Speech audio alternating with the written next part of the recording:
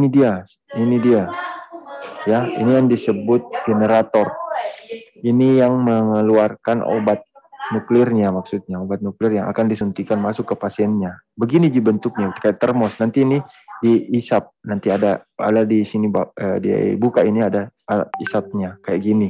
Dikasih masuk vial. Jadi begitu Ji. Nah ini dia. Nih, generator gallium. Nah, ini yang besar ini alat PET ini, siklotron namanya ini. Ini alat produksi obat tadi yang saya bilang. Ya, ini sekilas saja kurang lebih 5-10 menit pengenalan. Ini alat anunya. Apa namanya? Outletnya. Gini luasnya. Ini di sini dibuat ini obat untuk kita suntik.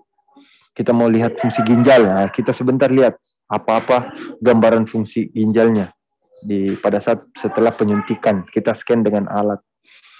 Begitu. Nah, ini cara pemberian. Ini saya berikan obat pada pasien hipertiroid. Ini saya berikan obat nih. Nih, ada baju linet, pakai masker, pakai penutup kepala, kacamata. Ini pakai apron, ya, apron. Nah, ini ada yang disuntik. Ini yang disuntik masuk semua. Oh iya masuk. Nah, disuntik intravena, ya. Ini alatnya. Ini dua alat ini. Itu, ya. Alatnya ini namanya SPECT dan PET. Nah, ini perbedaannya. Radiologi itu dari sinar radiasinya X. Nah, dari kedokteran nuklir disuntik, nanti pasiennya yang mengeluarkan radiasi, ya. Nah, gitu. Nah, ini cara hasilnya, ya. Kalau kita melihat jantung, ini jantungnya, ya. Ini jantungnya, ini anterior, inferiornya, ini lateral, ini septalnya, ya. Ini trivessel disease, pembuluh darahnya semua. Kita lihat di sini, ya. Oke. Nah, ini basic science dari kedokteran nuklir, ya. Nggak usah lagi. Ini macam-macam pemeriksaannya. Yang kita akan bahas ini dia. Untuk ginjal, ya, renogram dan GFR. Oke. Jantung juga bisa, paru-paru juga bisa, tulang juga bisa, tiroid apalagi, ya. Terapinya ini semua. Ini terapi yang berkembang nanti. Ya, namanya gallium 68 PSMA DOTA MEBG lutetium 177, ya. Tiroid. Kalau cardiac imaging pakai obatnya apa? Technetium 99M Sestamib. Vicostic kan pakai apa? Technetium 99 makroagregat albumin. Bone scan pakai apa? Technetium 99M methylene difosfonat. Tiroid scan apa? Technetium 99 pertenhetat. Renografi apa? Technetium 99M dietil triamin pentaacetate, ya. Kadang juga kita pakai krom 51 EDTA. Nah, infection pakai apa? Pakai gallium 68. Whole body scan pakai apa? Yodium radioaktif, yodium 131, ya. PET scan pakai apa? 18 fluorodioksyglukosa, ya.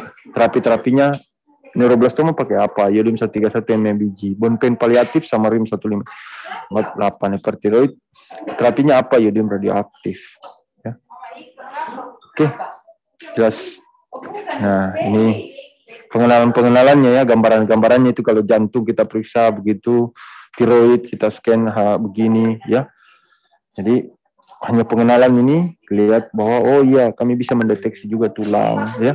Ini sebentar kita lihat lebih dalam lagi ke renal, ya. Ini fungsi ginjal, ya. Apa-apa saja indikasinya. Oke. Nah, ini untuk kanker. Kalau kita bisa deteksi awal apapun kankernya kita bisa lihat. Sorry. Oke, ini staging, contoh kasusnya. Ini pengobatannya, ya. Ini kanker tiroid, ya. Tulang, ini seperti itu follow up-nya, jurnalnya. Ini pembagiannya kedokteran nuklir di mana-mana saja. Nih. Ya, nanti siapa tahu ada di Pemprov. Nah, ini rumah sakit pendidikan saya dulu, ya. Jadi pertama 1998 nih program dokter spesialis. Siapa tahu nanti ke depannya sudah ada alat. Kalian mau ke sini? Bagaimana? Yasir? Berminat? Iya, Dok. Abi, siapa lagi namanya? Aib. Atau yang berminat? Nah, boleh. Nah, ini dia. Ini gedung sekolah saya ini. Ini gedung sekolah saya, ya. Ini gedung sekolah saya. Ini laboratorium saya. Di sana tiap hari saya di sini. Ini alat-alat yang tiap hari saya lakukan, gunakan. Ini ruang isolasi untuk terapi, Ini di swasta, tentu lebih bagus ya. Nah, itu. Ini guru-guru saya ini. Ini profesor dua. Ya. Profesor 2. Ini profesor 2. Ini profesor kedokteran nuklir 2 nih, guru besar. Ya. Ini Bapak Kedokteran Nuklir Indonesia nih. Prof Johan, dia orang Bandung. Ya. Ini alat ya, awalnya kami berjuang di Rumah Sakit Santikarsa. Mudah-mudahan lah. Ya. Nah, itu. Ya, memang prinsip saya ini memang kita kecil ya, tetapi sangat fokus pada kedokteran nuklir. Jadi kita melihat suatu penyakit itu betul-betul melihat lokalisasi dan targeted terapinya ya. Nah, ini anak saya. Oke.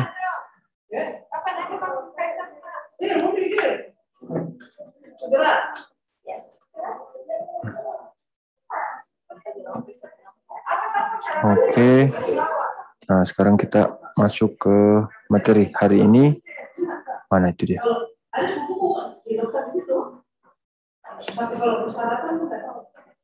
Sampai di sini, ada yang mau ditanya? Coba.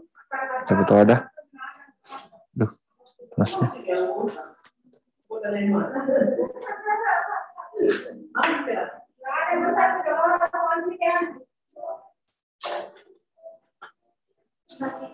Ada yang mau ditanya?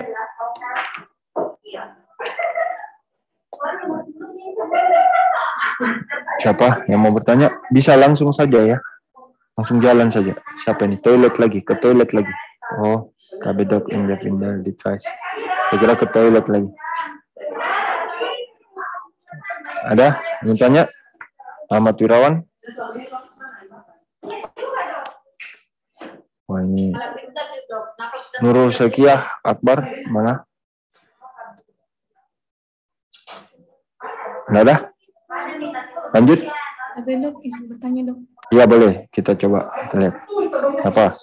Dok, izin bertanya dok, bagaimana kalau misalnya, apakah ada efek dari penggunaan alat tersebut atau bahaya dok? Tapi misalnya kayak kan itu dari radiasi ya? Satu bahan, iya dok. Ya, oke. Jadi gini deh, saya kasih lihat ya. Ini sambil betul, bagus pertanyaannya. Nanti kalau ketemu sama saya, siapa tadi bertanya? Sama Ananda Dewi Febriana dok. Siapa? Ananda. Anda kalau masuk fakultas, saya cari kamu ya sama Adi. Siapa lagi namanya? Dai. Ya, kita pergi makan coto kalau basah. Ya, betulan ini serius. Nah, Dai, Ananda, kita pergi makan. Iya dok. Bagus pertanyaannya. Nah, saya jelaskan. Mana tadi? Saya lebih kasih lihat dulu PowerPoint-nya. Saya tadi lewatin memang karena jadi secara dosis, yang pertama deh, secara dosis radioaktif yang kita suntikan itu berikatan nanomol. Jadi secara fungsi dia tidak akan merusak seluruh organ yang dilalui. Nah, radioaktif itu nanti memang akan keluar, diekskresikan semua dari ginjal. Tapi ingat, di bawah mikro, nanomol itu anunya, dosisnya kalau kita mau ukur. Tunggu dulu. Jadi di jurnal, di guideline bilang, dan guru-guru saya juga bilang bahwa diagnostik maupun terapi sampai saat ini tidak ada yang melaporkan efek samping yang berat, apalagi yang merusak ya. Tetapi ini paling penting, tetapi kontraindikasinya ada, absolut kontraindikasi ada. Apa itu? Yaitu ibu hamil dan ibu menyusui. Nah, itu dia. Kalau ibu hamil dan ibu menyusui itu tidak bisa, karena dia dapat menembus sawar darah. Nah, mana itu tadi? Ya. Mana ya? Ini dia. Oke, saya tampilkan. Ini dia. Jadi bisa lihat ya. Bisa lihat, Nanda? Iya dok. Nah, namanya radiofarmaka, ya. Jadi dia jumlah radiofarmaka di bawah 10 nanomol. Ingat, sehingga tidak memberikan efek farmakologi dan tidak berpengaruh dalam metabolisme proses, ya, proses metabolik, ya. Itu yang dikatakan oleh nuclear physician Nupek, Lester dan Crowley, itu yang dikatakan, ya. Nah, namun dalam 4 tahun memang tidak ada efek samping untuk diagnostik. Jadi aman, sangat aman. Anda sudah lihat ini kok YouTube channel di Berita Kota Makassar? Sudah? Kami udah belum. Aduh, Yasir, kau kirim dulu itu ya, nanti. Kirim ke grup angkatan, ya. Coba di like dan di komen, ya. Oke. Jadi sangat aman. Nah, untuk terapinya ya, Ananda, itu juga sangat aman. Ada efek samping namun transien. Sementara efek samping terapi iodium radioaktif itu hanya satu, dia kadang membengkak lehernya. Dua, karena ini bentuknya logam, jadi dia agak bikin mual dan begitu. Oke? Bisa? Anda bisa? Ya. Jadi aman, sangat aman. Radiasinya sangat aman, tidak memberikan efek. Apapun yang kita mau periksa tiroid, Bapak kita mau periksa jantung, tapi sekarang minta maaf belum ada alat di sini. Saya masih dalam perjuangan. Kalau fakultas mau belikan, alhamdulillah. Tapi saat ini masih tidak ada uangnya. Ada yang tanya harganya?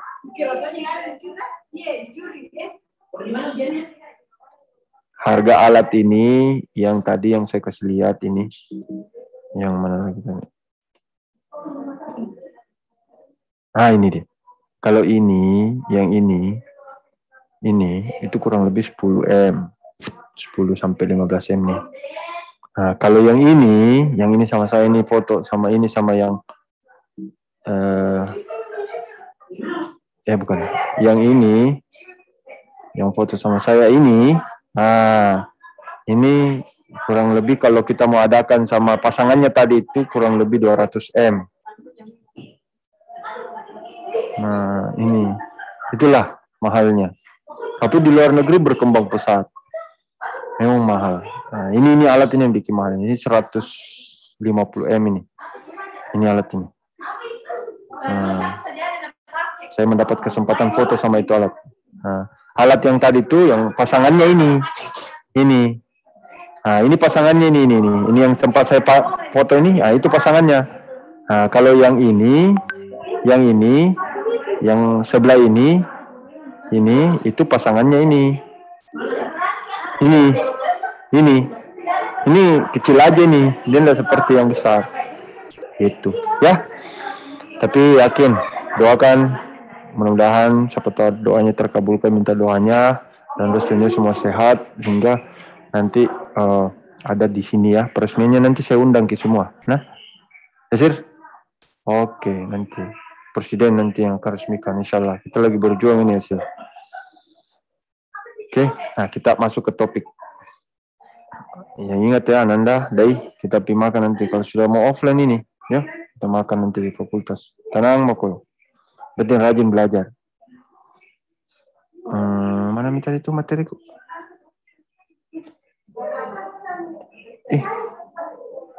Tutup dulu ini.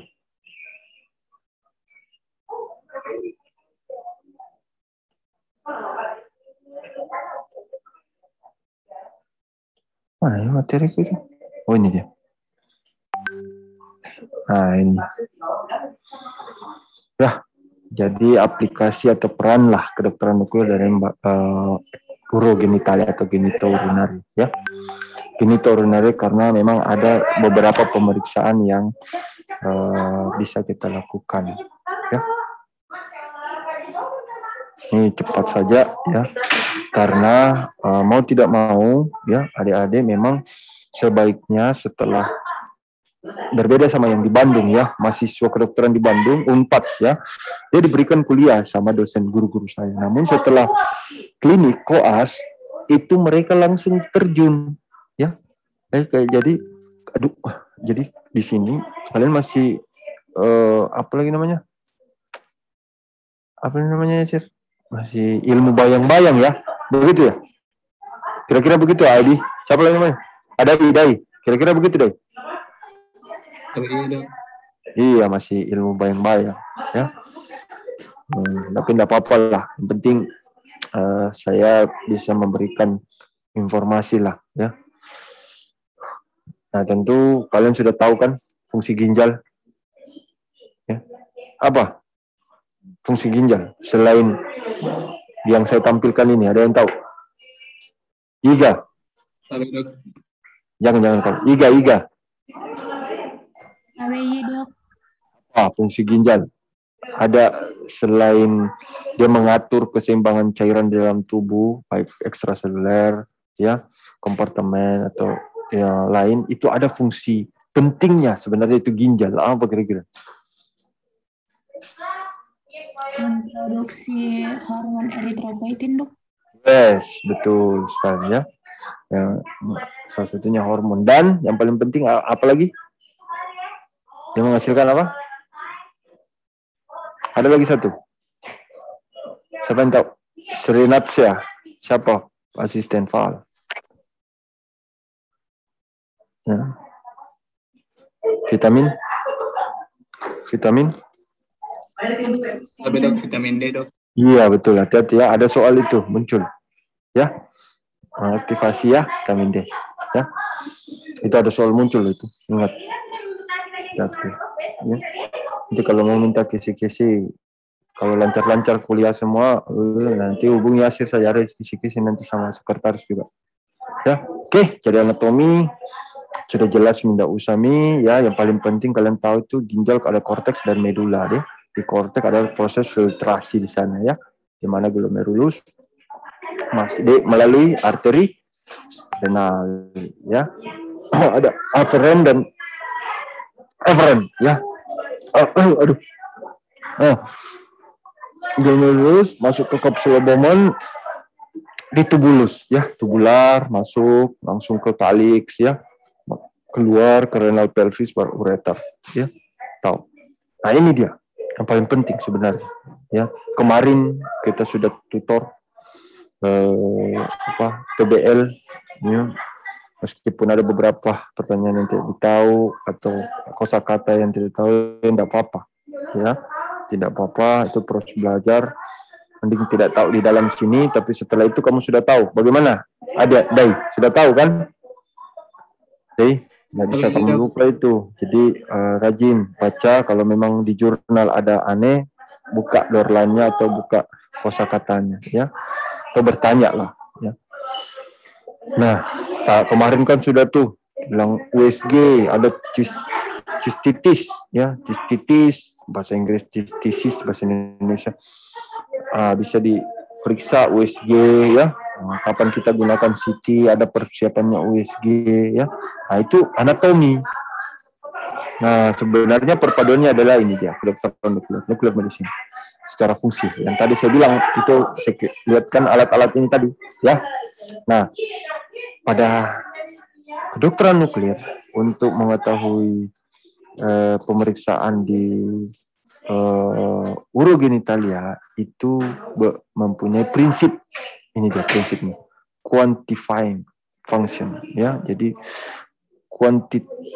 kuantitas fungsional imaging seperti itu kira-kira ya. Artinya dia dalam bentuk real, angka yang akan keluar dalam apa lagi namanya, perhitungannya ya, pemeriksaannya. Oke. Slide. Ini dia salah satu contoh pemeriksaan yang dilakukan di kedokteran nuklir, yaitu pemeriksaan di fungsi ginjal ya, baik GFR ataupun renogram. Ini bagian terlentang, alat kameranya di bawah ginjal, dimasukkan obat, baru diperiksa. Ini salah satu contoh bentuknya, tapi tidak lama kok kalau periksa fungsi ginjal. Kalau di kedokteran nuklir kita tahu bengkak seluruh tubuh, ureum kreatinin naik, tapi kita tidak tahu nih berapa fungsi ginjal kiri kanannya GFR. Kurang lebih 7 menit kita sudah bisa lihat hasilnya. 7 menit. Ya, dari persiapannya tentu ada seperti USG ya, Kalau di kedokteran nuklir disuruh minum dan disuruh kencing juga. Gitu. Jadi minum sebelum pemeriksaan, baru kencing, baru naik.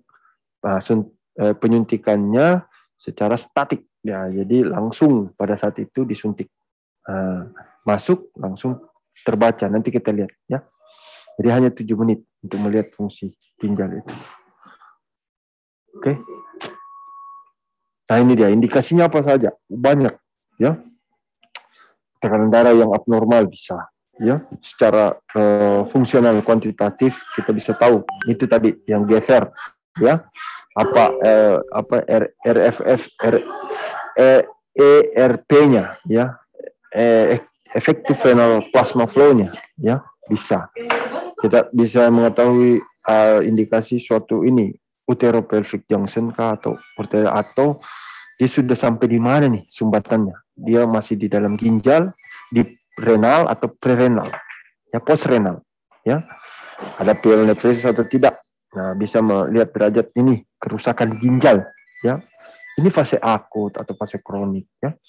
Kita bisa mengetahui juga pada orang-orang dewasa yang tekanan darah tinggi, hati-hati, jangan sampai ada stenosis dari arteri renalis, ya. Jadi ada pemeriksaan renogram namanya renovascular hypertension, ya. Setelah itu beberapa indikasi tentu ini jarang ya selama saya di sana, komplikasi pada pembedahan, renal thrombosis, transplant ginjal. Kamu pernah dengar orang yang mau jual ginjalnya? Pernah?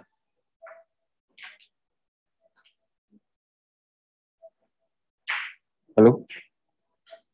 Sampai di suaraku? Pernah dengar orang mau transplantasi ginjal?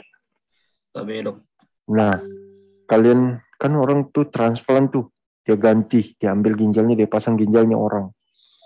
Nah, setelah pemasangan ginjal itu, yang gold standar pemeriksaannya untuk mengetahui masuk tidak, berfungsi tidak, ini kedokteran nuklir.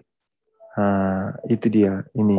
Jadi kalau seumpama dia sudah dipasang, dia menolak di tubuhnya atau dia cocok, itu dilakukan ini pemeriksaan namanya transplant rejection. Jadi kelihatan ketika radioaktifnya disuntikan masuk, terus langsung pada saat pencitraan dicitra dan langsung kelihatan di monitor bahwa dia blood flow dan ginjalnya itu menerima itu obat, artinya fungsi ginjalnya pasca transplantasi itu bekerja.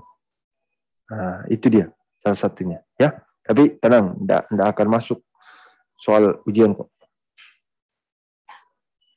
Tunggu.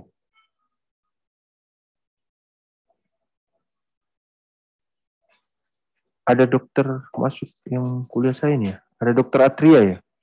Halo. Ada dokter Atria. Sudah masuk ya? Belum. Ada dokter Ugi ya? Ada ya? Dokter Ugi. Belum ada ya dokter Dara Ugi? Oh, dokter Ugi. Oh, dokter Atria yang ada. Selamat datang, Dok. Dokter Atria.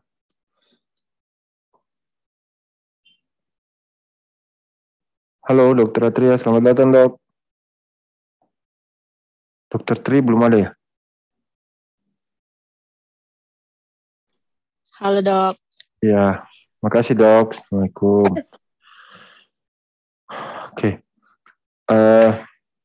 Nah, pada clinical indikasi atau indikasi lain untuk pemeriksaan GFR atau renogram itu jarang sekali juga itu pada kasus-kasus trauma ya, jarang. Lebih cenderung lebih cepat ke USG atau CT scan ya, itu. Nah, ini banyak juga nih vesicoureteral reflux ya. Tapi dulu waktu saya 4 tahun sekolah belum pernah juga ya.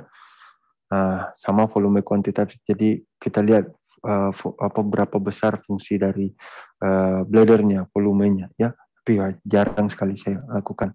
Yang paling banyak itu mengetahui fungsi ginjal yang akut atau kronik, obstruksi, ya,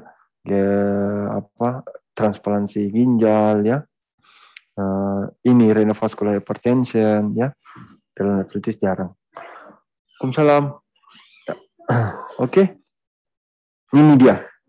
Nah, seperti ada soal, ya, sebutkan obat radiofarmaka atau radioaktif yang bekerja pada glomerulus. Nah, ini namanya glomerulus filtration rate. Inilah obat-obatnya, ya. Nah, itu yang sering. Jadi secara keseluruhan, ya, morfologi ginjal kita tahu itu untuk situasi beberapa untuk melihat GFR, obstruksi, lagi-lagi obstruksi, ya, diagnosa ini yang banyak ini, yang kasus yang banyak yang saya dapatkan di Rumah Sakit Hasan Sadikin. Ya. Oke, ini dia, ya. Jadi ini nama obatnya nih. Jadi jangan mikir ini apa, lihat cukup tahu saja ini namanya yang tadi saya sebutkan, ya. Nah, ada agent obat lah, ada namanya glomerul agent, ada tubular agent, ya. Itu tergantung kasus apa yang masuk, permintaan obat apa, senjata apa yang kita masukkan. Nah, itu dia prinsipnya begitu. Oke, nah ini dia. Ada yang tahu tidak? GFR normal kita orang dewasa itu berapa? Ada yang tahu? Tapi dok, bisa menjawab. Iya, boleh. Siapa yang menjawab ini? Tapi dok. Oh, Dai. Mantap, Dai. Ya, sudah 2 mangkok contoh kau dapatin. Tapi dok, kalau tidak salah dok, di atas 90 dok tadi. Ya, betul. Di atas 90. Dan juga GFR normal pada orang dewasa. Jadi 90 itu dari mana kita tahu? Kalau bukan pemeriksaan kedokteran nuklir. Jadi GFR normal itu kiri kanan tergantung umur, ya. Tetapi kalau sudah umur di atas berapa ya, lupa, 50 tahun kayaknya, itu sudah berkurang 1 gram per mililiter per menit. 1 mililiter per menit. Nah, itu sudah berkurang. Normalnya tadi di atas 90 betul. Tapi terkadang kalau umur-umur yang dewasa, remaja itu kurang lebih 110 sampai 120 mililiter per menit di kedua ginjal. Nah, berarti kalau kanannya berapa? 55, 60, 55, 60, begitu kiri kanan, ya. Apa yang di mana perannya kedokteran nuklir? Disitulah perannya kedokteran nuklir. Dia individual, ini ya, nih garis kuning. Individual cat nih, GFR or split function. Nah, itu dia. Di situ dia. Ya. Artinya secara kuantitatif dia memberikan kita informasi. Nah, itu informasi berapa jumlah darah, ya, yang difiltrasi per menitnya. Nah, itu dia. Oke. Jadi udah tahu apa lagi namanya? Morfologi diagnostik, situasi apa pemeriksaan pada kedokteran nuklir untuk mengetahui fungsi ginjal, itu GFR, renogram. Oh, gampang sekali nanti soalnya. Pokoknya mudah lah. Soal bonus 3. Ini dia, ya, laki-laki, perempuan, tergantung ya umur, ya, di mana sudah ada penurunan 50% GFR. Apabila ini dia di atas 30 tahun, 1 mililiter per menit 30 tahun. Kalau 50 tahun itu prostat yang besar. Lupa. Iya. Oke, ini macam-macam obatnya yang saya bilang tadi, ada krom 51, etilen dietil penta asetit, teknesium 99 dietil trianin penta asetit. Itu nanti harus bagus kimianya kalau mau sekolah di sini. Tapi ya sudahlah, saya juga lupa nih. Ya, oke. Nah, bagaimana persiapannya? Nah, beberapa persiapannya itu tadi, ya. Ini fungsi orang kedokteran nuklir yang harus pahamin, ya. Kapan kita pakai gadget, kapan kita 2 minute attack, terus kapan kita tentukan ini bolos atau tidak bolos, terus persiapannya bagaimana, ini masuk atau tidak masuk, bagaimana region of interest ginjalnya.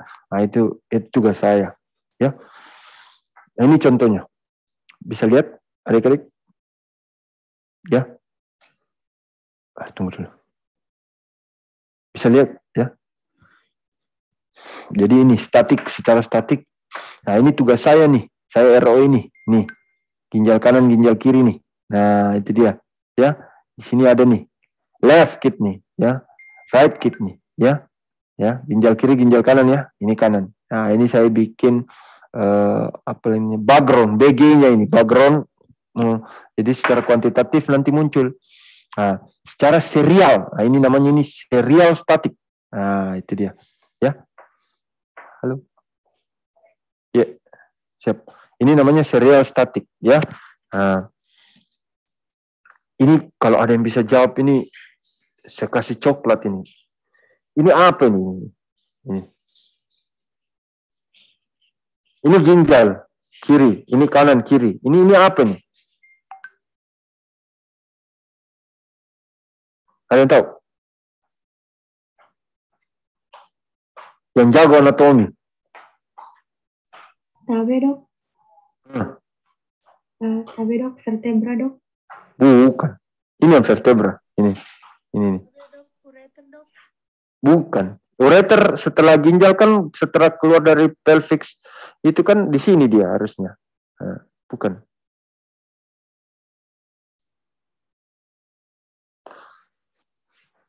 Oke. Ayo penasaran dia.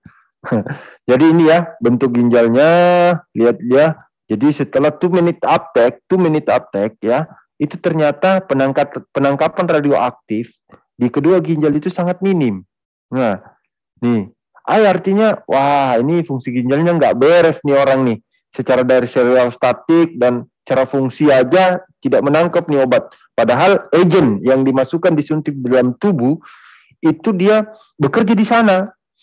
Nah, itu dia. Akhirnya secara kuantitatif fungsional kelihatan ya. Ternyata nih GFR-nya hanya 13. Berarti ini orang sudah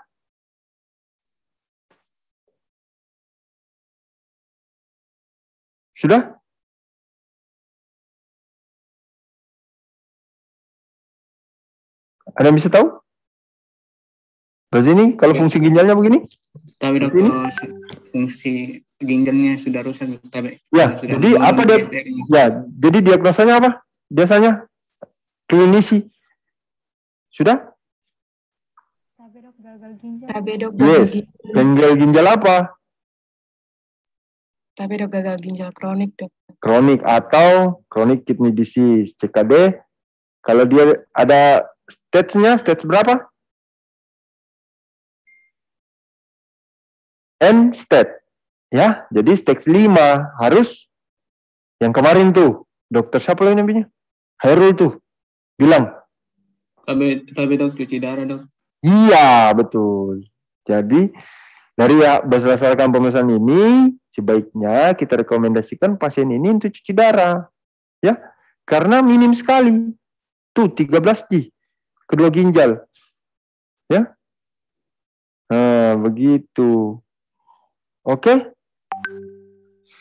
Nah, berdasarkan luas badannya, berat badannya, seharusnya dia ini ginjal kanannya seharusnya ini, ya. Tetapi ternyata di perhitungan GFR ginjal kirinya hanya 7, GFR ginjal kanannya 5. Bagaimana tidak bengkak badannya? Bagaimana tidak sesak pasiennya? Bagaimana tidak besar perutnya?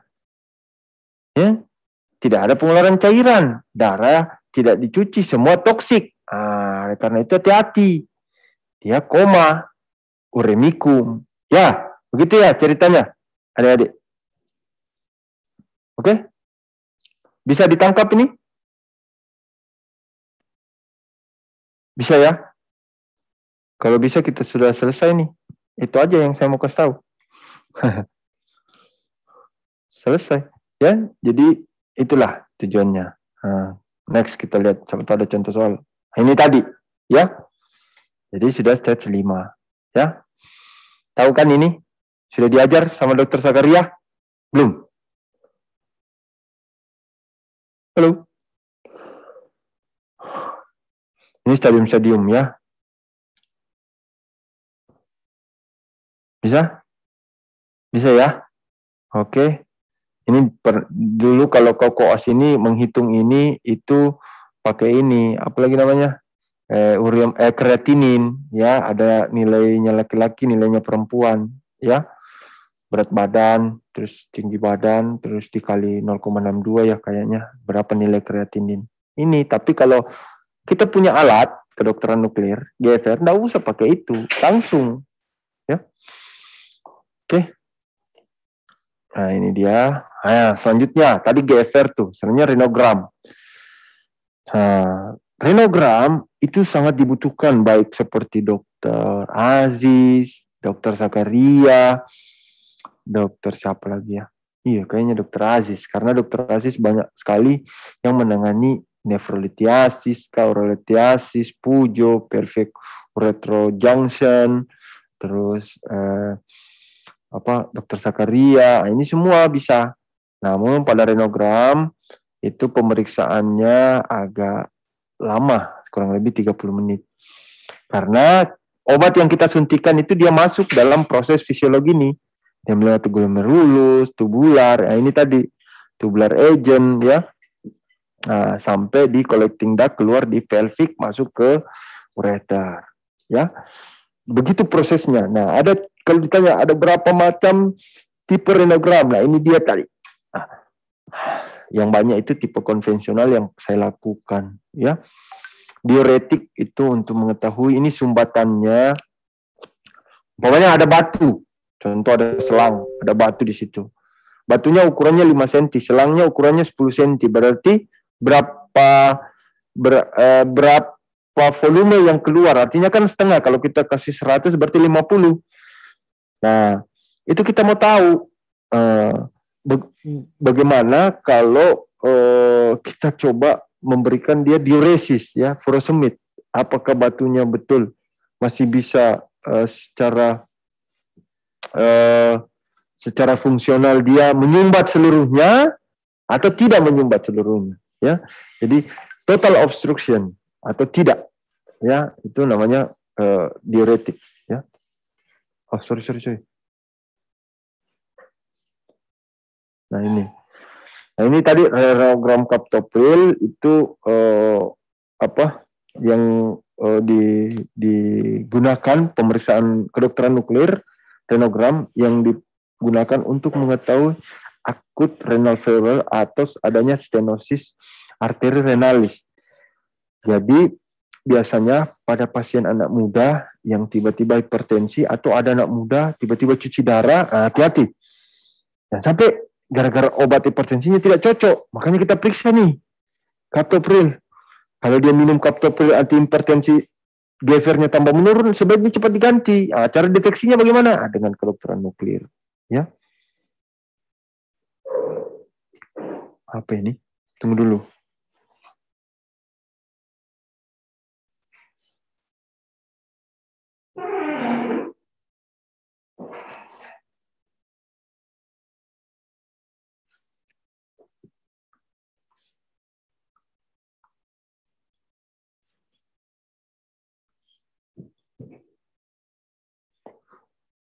Ya.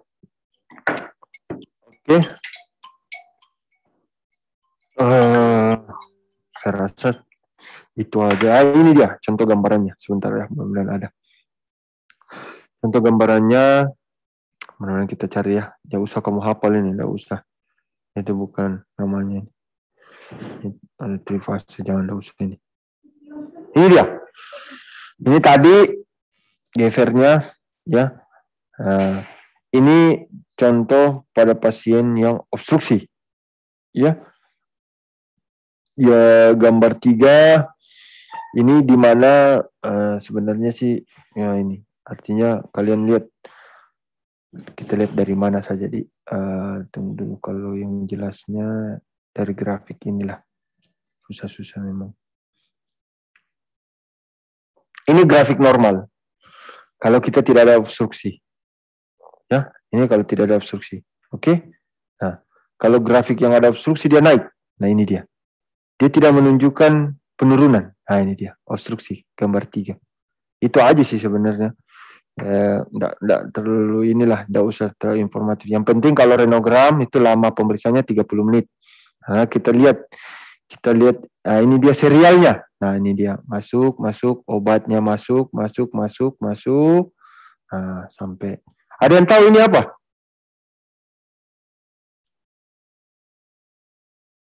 Ada yang tahu ini apa? Yes, Ahmad Wirawan, betul. Ya. Nah, tapi kenapa dia tidak ada di sini?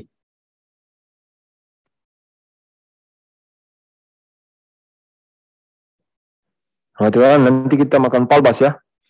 Sama 2 orang tadi ya. Nah, kenapa tidak ada di sini Ahmad Wirawan?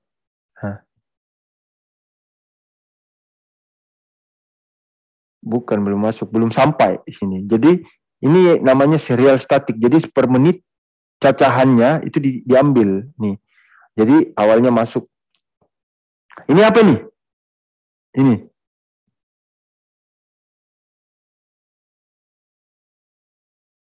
Udah tahu? Di atas ginjal apa? Udah, oke, enggak usah. Ya. Oke, bagus.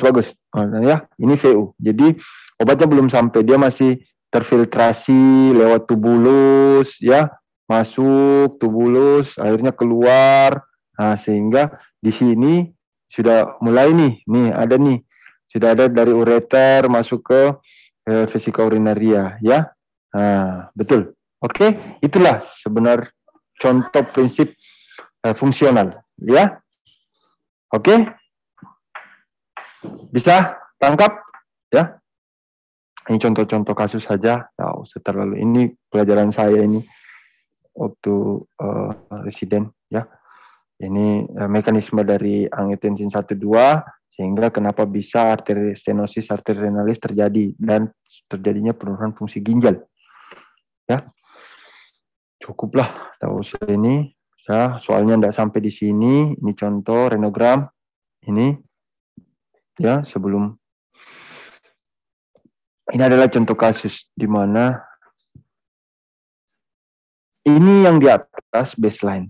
Saya, umpamanya Ahmad Wirawan, dok, saya mau periksa ginjal, saya ada hipertensi dok, disuruh kasih kaptopril. Oh iya, terus setelah minum kaptopril dok, biasa bengkak badan saya atau jangan-jangan tidak cocok itu. Dan jangan ada penyempitan stenosis arteri renalis. Coba kita lihat ya. Ternyata si Ahmad Wirawan itu dia periksa fungsi ginjalnya nih. Tanpa kaptopril dia menangkap, dok. Nah, setelah dikasih kaptopril, kita scan, ternyata lebih parah, artinya tidak cocok. Ya, oke? Itu anunya, prinsip awalnya, prinsip utamanya itu. Ya, oke? Itu ini tadi sudah banyak kasus-kasus begini ya. Ini tadi apa nih Ahmad Wirawan? Ya itu. Nah ini yang tadi temanmu bilang ini apa nih? Tadi ya itu tadi. Nah tadi itu aorta abdominal ya di tengah sini. Oke, sip, mantap. Nah ini dia kalau apa lagi namanya? Ininya primerinya anunya cat lab-nya ini di sini dia. Angiografinya ini dia ya. Nah, ini invasif. Kalau pemeriksaan kedokteran nuklir non invasif kita disuntik aja. Ini harus dimasukkan ruang oka apa semua pakai kontras. Nah, begitu. Oke. Ini macam-macam lah. Ini sudah contoh-contoh aja nih. Ini yang paling penting ini. Testicular scan, testicular torsio. Jadi orang ini termasuk kegawat darurat ini salah satu kegawat daruratan kedokteran nuklir atau bisa juga dimasukkan di fakultasnya. Orang yang naik sepeda terpelintir beret-beretnya, ingat ya, jangan kau dibawa main bola, kau dironseng kau, ya. Gimana Yasir? Nah, hati-hati, siapa tahu kau saya scan begini terpelintir kia bisa. Saya suntik joko obat baru saya taruh kamera di berek mengasir. Kelihatan nih. Begitu. Nah, bisa saya tahu. Oh, mati dia. Tak putar kianunya sir di dalam. Begitu ya. Jadi ini kuat daruratan ini. Ya. Asman. Ya, sebentar. Oke, ya itu mungkin Anda usah ini terlalu jauh. Ya, oke. Terima kasih. Ada yang mau tanya?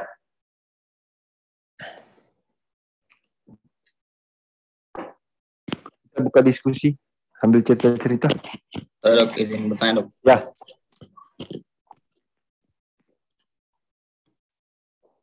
Silakan. Tapi Dok, kan ini ada rumus menentukan GFR. Nah, di kedokteran nuklir juga langsung Nah, langsung ada angka untuk GFR-nya. Ya, oke. Ya. Langsung, siap. Tapi Dok, pertanyaan saya, mana lebih akurat ini Dok, yang pakai rumus atau yang kedokteran nuklir? Itu penting sekali nih pertanyaan. Siapa yang tanya ya, Sir?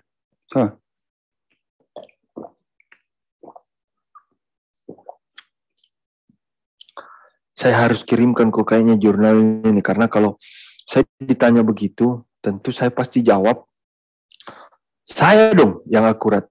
Tetapi saya harus buktikan dong dalam bentuk ilmiah ya, Sir ya. Nah, saya kirimkan kok. Jadi begini ya, Sir. Setiap pemeriksaan penunjang, ini untuk semua ya. Pemeriksaan penunjang itu mempunyai gold standar. Kultur. Fungsi ginjal, gold standarnya apa? Inulin clearance. Jadi gold standar itu harus orang diperiksa kencingnya, terus kencing pagi-pagi diambil, diperiksa 24 jam, dilihat. Nah, itu kan lama ya, Sir. Nah, dibuatkanlah metode itu yang mendekati gold standar. Yang mendekati gold standar, akurasi yang tinggi adalah ini, GFR. Di Bandung orang sudah pakai gini, di Jawa sudah pakai gini. Urium kreatinin itu nilai biasnya tinggi sekali. Akurasinya hanya 70, 60-70. Sedangkan ini di atas 90 akurasinya. Karena kita split function tadi, mengetahui. Nah, dan perhitungannya memang obatnya pas, ya, tapi sebelumnya itu kita harus tahu dosisnya berapa, penyuntikannya bagaimana, gentry yang kita pakai bagaimana, persiapan di dalam rekon ROI-nya bagaimana, itu harus jelas. Jadi tidak ada lagi hitung-hitungan, Yasir. Langsung quantification fungsional, ya. Bagus sekali.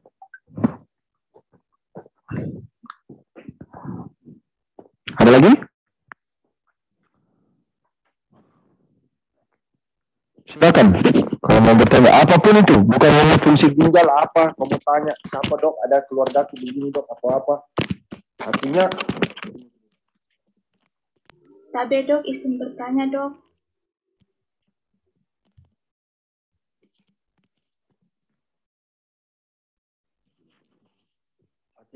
Artinya begini deh ya. Suatu saat kita itu adalah teman sejawat, saudara. Ya, mungkin saya duduk di sini sekarang sebagai dosenmu. Kita tidak tahu 10-15 tahun ke depan kau adalah profesor saya. Kita tidak tahu. Nah, artinya saya sudah ada, apapun itu bisa ditanya, ya. Apapun itu bisa ditanya, yang pasti bisa berhubungan dengan ilmu saya dan bisa bantu saya dengan tanya.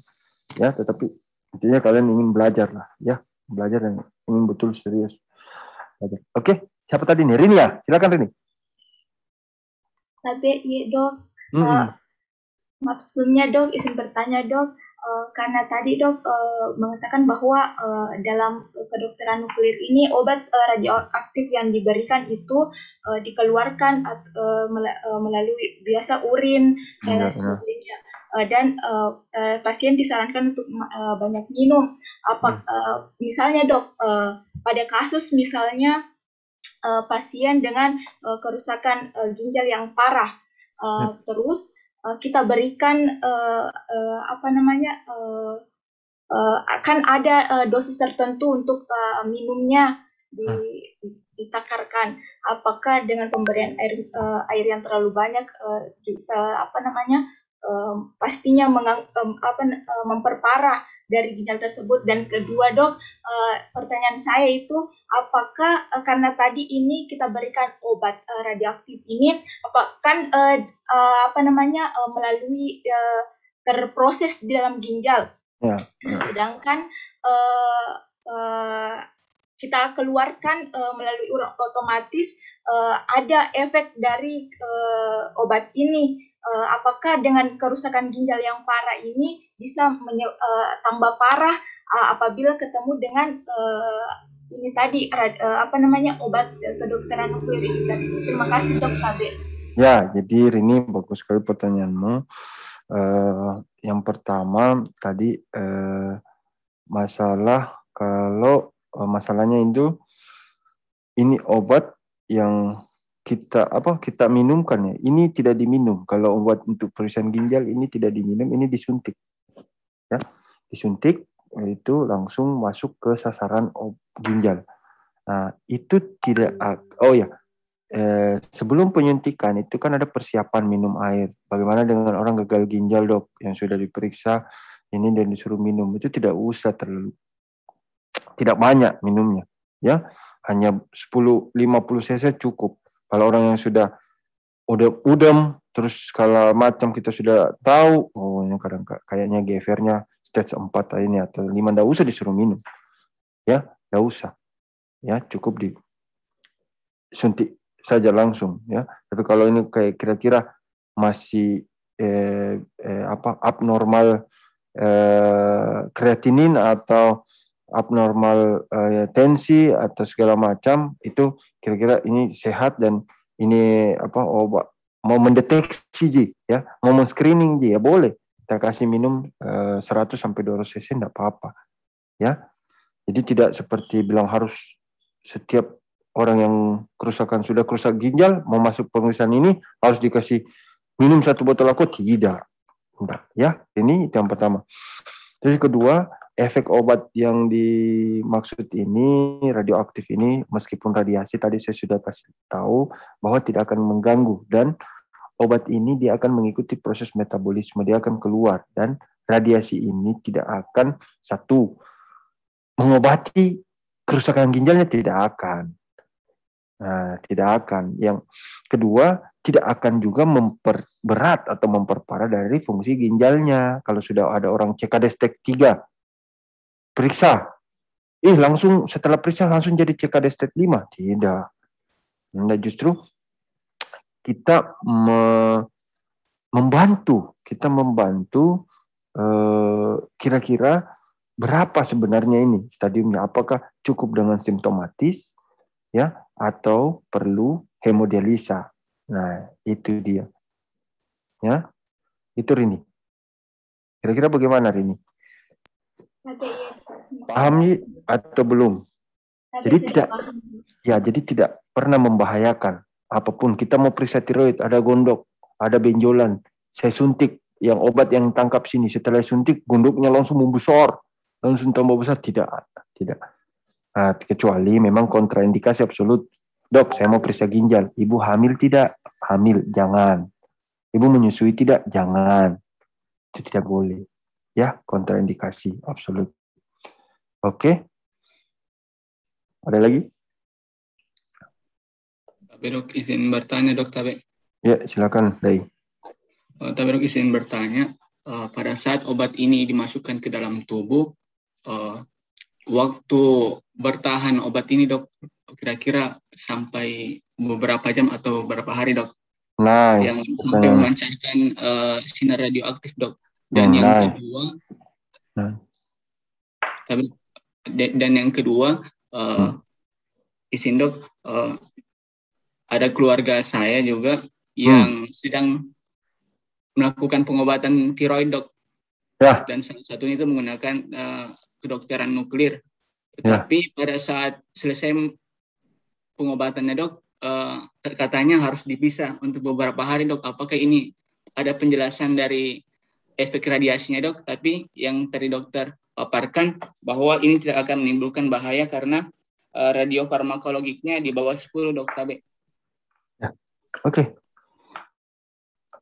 Nah, yang pertama, saya jawab dulu.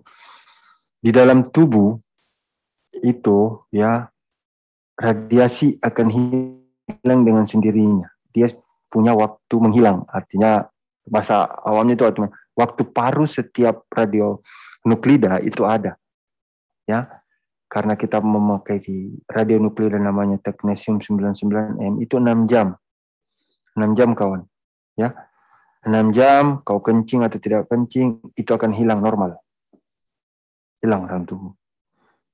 Jadi tidak usah takut, itu salah satunya ya. Jadi ada waktu paruh. Yang kedua, memang ada radionuklida yang kita pakai half-life-nya panjang, yang kurang lebih 8 hari.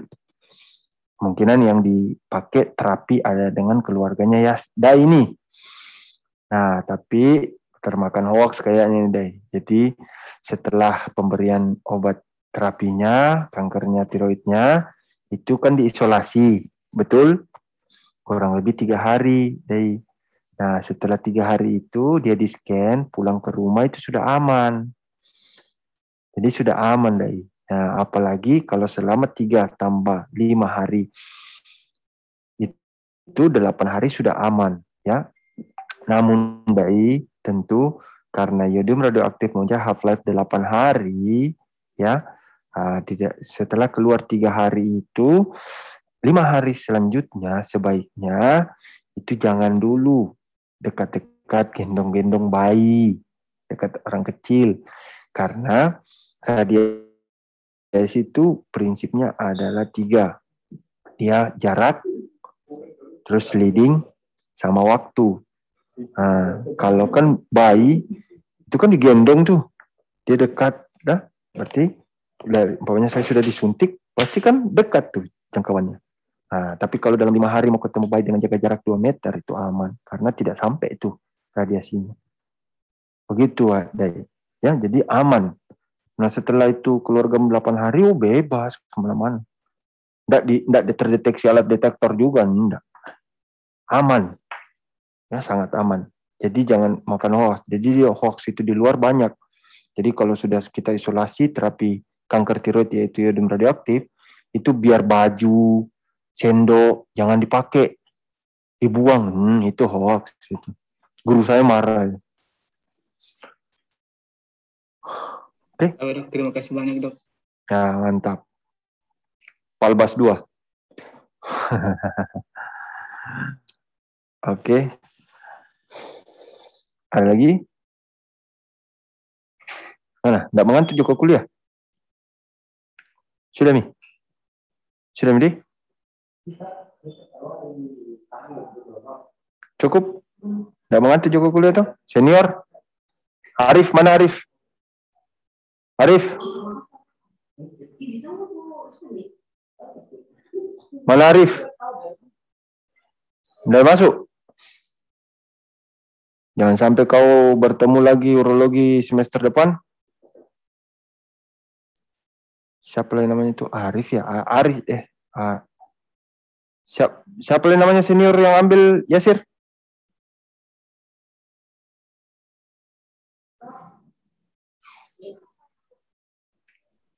Sir?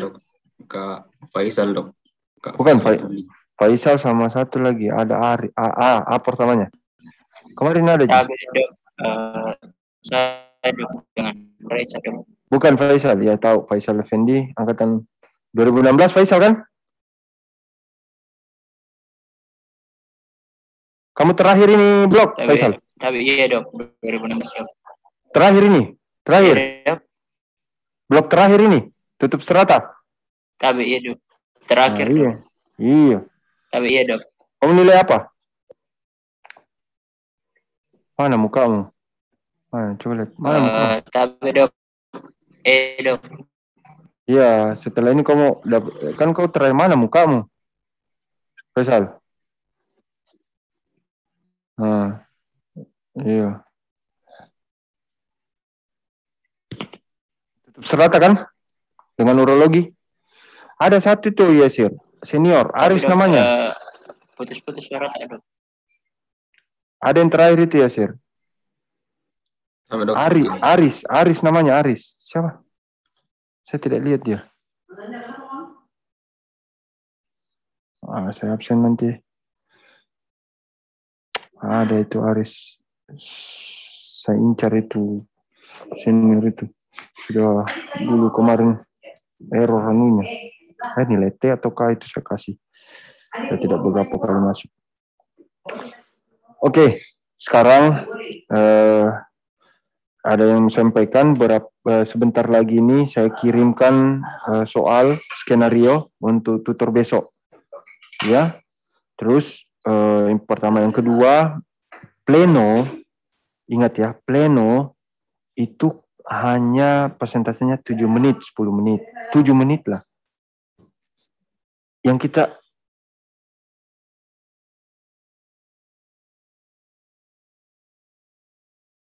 berikan kita satu adjustment. Itu yang paling penting. Ya, jadi contoh. Ada tidak yang kemarin ini? Coba yang kelompok 1 tampilkan anunya. Siapa yang bisa tampilkan tutornya kemarin, PBL? Saya mau kasih lihat caranya membaca. Kalau sudah pada saat orang persentase, tidak usah kau jelaskan sejelas-jelasnya. Ya, buat audiens itu menggelitik untuk bertanya. Ya, orang tanya ini dijelaskan lagi. Nggak usah, kecuali di tutor, itu kau jelaskan sama dosenmu. Tapi kalau untuk di pleno, itu biarkan temanmu ini bertanya. Jadi habis apa yang mau digali pertanyaan kalau kau sudah kasih tahu semua. Itu pun pasti kau bikin di catatan. Saya tahu Ji. Dia jadi lincah sekali. Wah, ternyata apa? Bikin catatan. Terus kalau berhadapan face to face ujian ditanya ini mana saya? Ya tahu. Begitu ya, Sir? Saya tahu ya, Sir. Jadi nggak usah bikin tampilan itu yang menggelitik, yang membuat teman itu ingin bertanya. Tampilkan nih cara farmakologi, ini obat mekanisme kerja, di mana ini. Sudah itu aja. Bagaimana gejala klinis seperti ini. Kami DD dengan ini. Nggak usah lagi kami DD dengan ini karena ada gejala demam apa semua. Nggak usah DD dengan ini. Nah, terus untuk AIK-nya dibaca suratnya. Ya, kelompok yang 6 kayaknya bagus. Satu artinya jangan surahnya yang dibaca. Auzubillahi minasyaitan. Itu yang dinilai. Justru itu yang harus diberikan waktu. Karena visi misinya fakultas itu.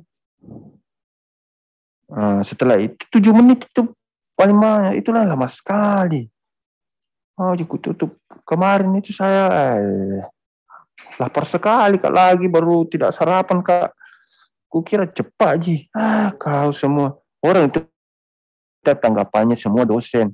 Bagaimana sehingga setelah ini kalian bisa mendapat adjustment. Kalau ada pasien yang nyeri bengkak, apa yang harusnya saya periksa, saya lakukan. Karena sudah bisa berpraktek secara non formal untuk keluargamu, saudaramu.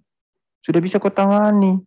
Karena sudah adjustment. Oh ini, dia bilang guruku dia kasih begini, kasih antibiotik begini, tapi jangan kau coba pakai antibiotik dulu. Siapa tahu kena ke alergi mati kau. Jangan ya. Sarankan saja. Bisa paham ini, Sir? Tapi dok. Semuanya. Rosa, Rifka, Indah, Andi Ryan, Iga, Nurul, Husain Abdullah. Tapi dok, iya dok. Iya. Kau kayaknya sudah makan, Husain.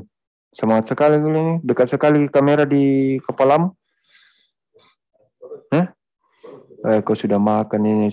Batal sekali kau kuliah ini. Di kamera saja penuh ini layar kau kuliah tenumu. Jauh-jauh kau sedikit. Penuh anunya kamera sama sekali ditempel kepalanya begini. Bisa sekali sudah gemuk kok mungkin tambah gemuk ini layar kah? Nurul Ainun, tidak mengantuk Joko. Nurul Ainanum, tidak mengantuk Joko. Tapi ya dok, tidak Tidak mengantuk je, tidak mengantuk je. Kiki Firdaus. Pasti ada dosen yang bawa kuliah kau mengantuk, bilang mau kau. Oke. Pasti saya pernah kuliah, saya ada di posisimu. Tapi saya panggil juga begini, saya cari. Jangan sampai kau bikin video. Alvito, Dan, Nova, kenapa berwarna-warna ini? Oh iya, kenapa berwarna putih kau semua? Kau cat muka? Kau lihat itu deh. Lihat kau. Transparan dok. Suntili, kau pakai cat putih mukamu kau. Siapa tahu kau bikin video lagi. Ya, oke. Tapi bukan dok. Cukup ya. Kita tutup saja ya kuliahnya. Saya dipanggil sama direkturku ini. Oke, sekian. Kalau tidak ada kita chat, tunggu skenario-nya malam ini ya. Belajar skenario baru, 1 kasus, 1 tidak ya. Saya kirim 1 jam lagi. Oke, sekian. Terima kasih. Billahi fisabil haq. Fastabiqul khairat. Assalamualaikum warahmatullahi wabarakatuh. Waalaikumsalam warahmatullahi wabarakatuh. Terima kasih dok. Terima kasih banyak dok. Terima kasih banyak dok. Terima kasih banyak dok. Terima kasih banyak dok.